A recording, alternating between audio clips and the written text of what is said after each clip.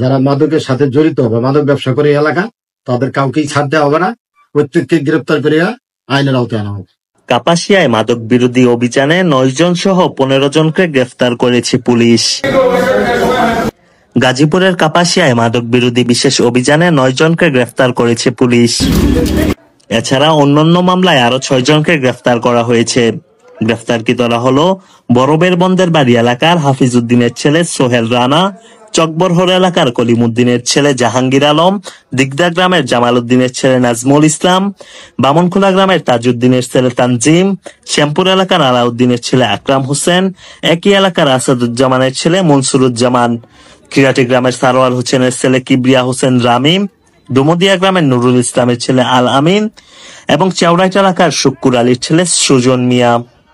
এছাড়াও devil hunt হিসাবে বারিশাব union Awami League নেতা বারাবো গ্রামের মিয়া হোসেনের ছেলে তোফাজ্জল হোসেন আকাশ।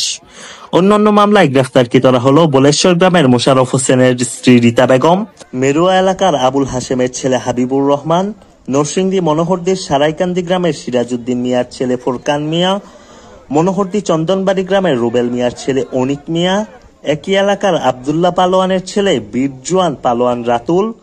শনিবার বেলা 2:30টার দিকে গ্রেফতারকৃতদের গাজীপুর আদালতে প্রেরণ করা হয়েছে।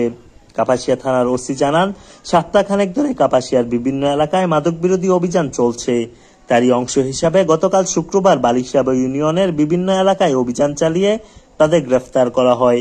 এ সময় 175 পিস ইয়াবা উদ্ধার করা হয়েছে বলে জানায় থানা পুলিশ। আপনারা জানেন, প্রায় 1 সপ্তাহ আগের থেকে আমরা কাপাসিয়া থানা এলাকার বিভিন্ন ইউনিয়নে মাদক বিরোধী অভিযান করছি। ইতিমধ্যে আমরা বেশ কয়েকটি মামলা দিয়েছি এবং 50-এর অধিক মাদক কারবারিকে গ্রেপ্তার করিয়া বিজ্ঞ আদালতে সোপর্দ করিয়াছি। গতকাল বারিশাহ এলাকায় অভিযান পরিচালনা করি, সেখান থেকে 9 জন মাদক ব্যবসায়ীকে গ্রেপ্তার করি। তাদের নিকট হইতে 175 পিস ইয়াবা ট্যাবলেট উদ্ধার করি। এই কার্যক্রম অব্যাহত থাকবে। যারা মাদকের সাথে জড়িত বা মাদক ব্যবসা করে এলাকা তাদের কাউকেই ছাড় দেওয়া হবে না। প্রত্যেককে গ্রেপ্তার করিয়া আইনের আওতায় আনা হবে।